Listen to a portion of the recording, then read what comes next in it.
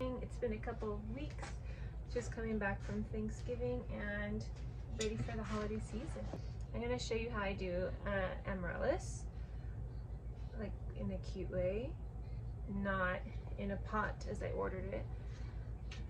Should come telling you what kind, or you can just put 2 bulbs, and what I'm about to show you usually comes in soil.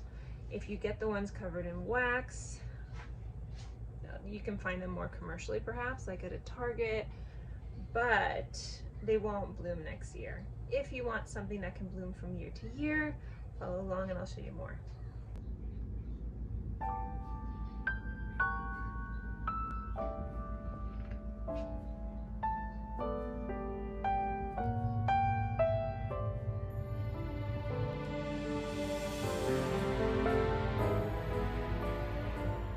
What is an amaryllis flower? It is, in my opinion, a really great Christmas flower. Poinsettias are great for Christmas, but to me, they're a little bit more commonplace, if you even want to call it that. But for me, they seem like I can find them anywhere. And I'm always seeking things a little bit different. This one has yet to bloom. I just ordered it.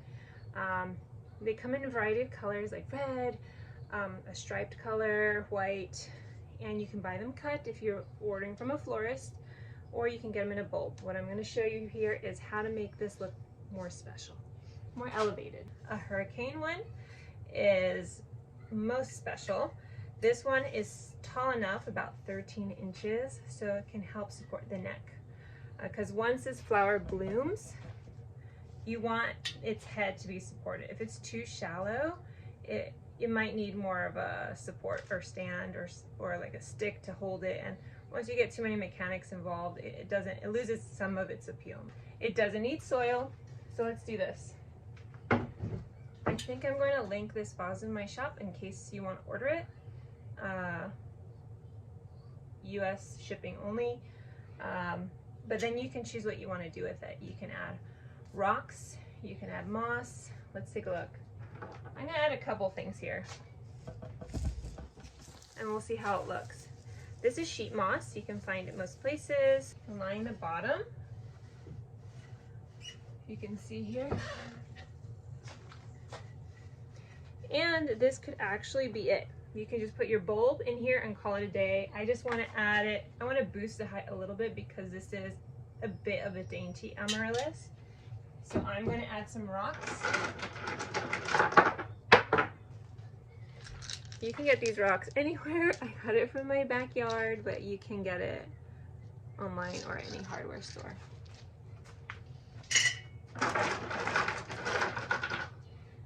It looks like we're making a terrarium, and honestly, when amaryllis season is over, if you want to turn this into a terrarium, there's so much you can put here. Like springtime, you can put hyacinth and other pretty things. Or use it as a vase and put really tall cut flowers.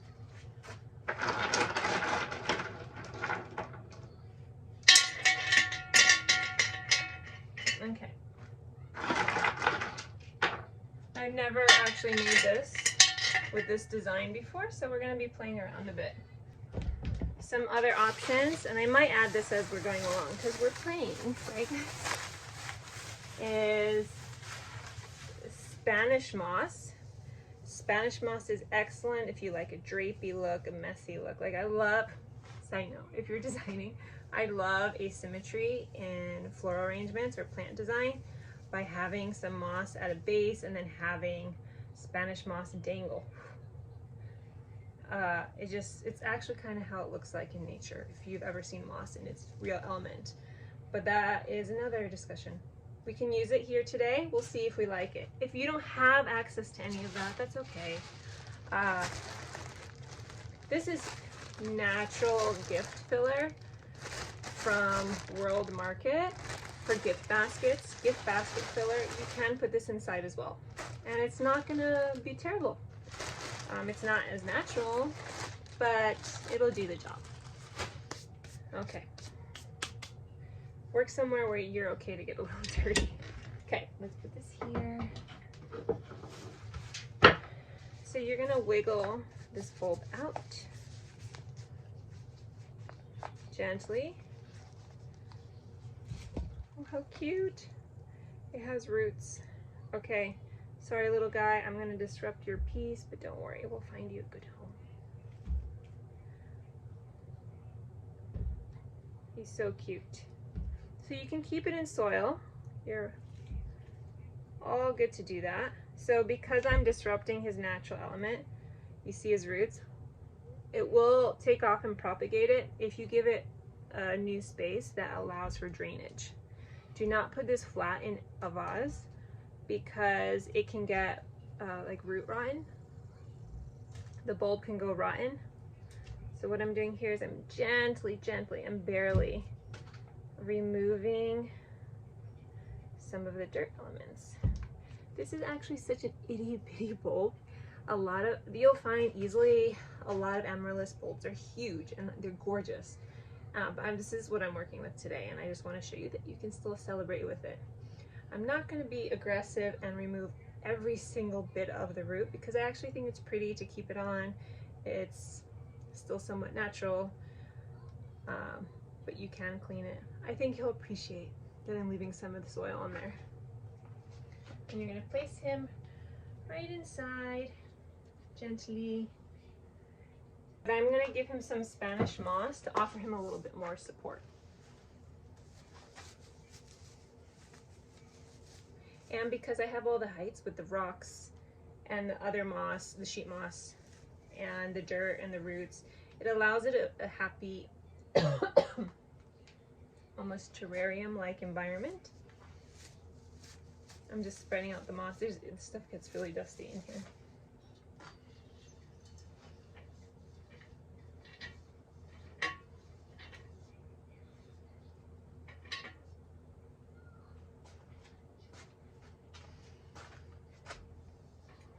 I actually want to see some of the bulb because I think that's part of the beauty in it. So I'm trying to nestle it in a way that I can still see it, but it's supported. I think that's so cute.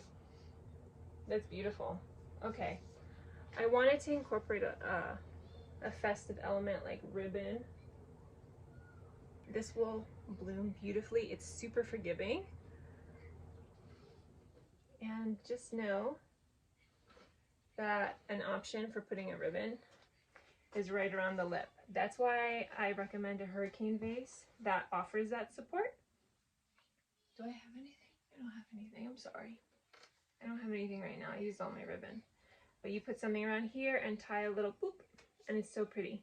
Add some berry branch that's real or faux, but real is always better. I actually have two options.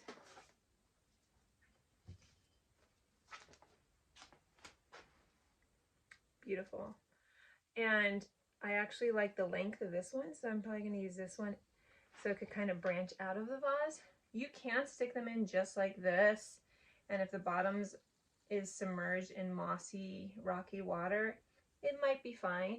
Or you could be super diligent and put it in a micro vase or a mini vase, or bud vase, and disguise it within your hurricane vase. That way you don't have to even worry about it. But if it's for an event, like for a day or two, and you add water and the moss is moist, you might be okay. This branch is a bit too powerful. So gorgeous. Let me get something more dainty. This might be a good one.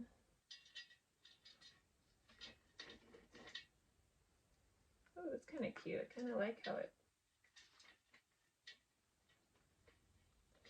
pops out like that.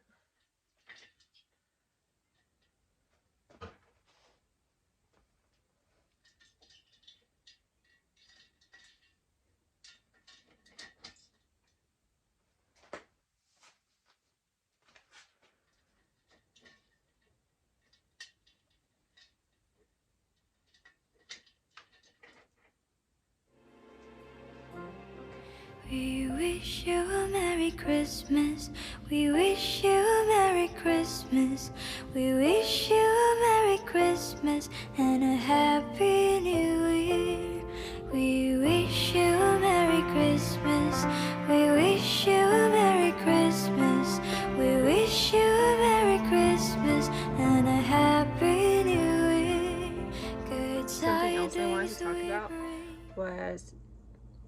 experience takeaways from life. I am a florist here in Minnesota. I recently came from California, and when I say recent, it's less than 2 years, but I've started my floral journey here in Minnesota. I've never had a flower business in California. It was completely in a different business, and I'm learning a lot. Though I might have some of the creativity or tactile skills in executing some projects, I'm learning a lot about everything else. And I was humbled recently, and I wanted to share that I was able to do a really nice elevated holiday party, and money wasn't really discussed, but I knew what they were looking for in terms of flower style, selection, aesthetic, and I just did it. When I ordered the flowers here in Minnesota, my goodness, the cost of goods for a florist here in Minnesota for premium flowers, I'm not talking about local flowers to Minnesota like zinnias, etc. We're in winter, it's cold, and if you want really luxe flowers, not carnations and things like that, no hate carnations, but it can get very expensive. And I'm coming from the Los Angeles market where I assumed all of it was very expensive to begin with, but Minnesota is more expensive, just letting you know. I don't know how this relates to New York. I think it's closer to New York. I don't know. Florists, if you're familiar with the flower ordering market price, tell me in the comments below, but I'm telling you, my eyes have been opened here. I have a lot of respect for people that do premium style floral arrangements here in this state. If I can be a little bit more mindful in that, that's what I want to aim to do. So I'm learning here.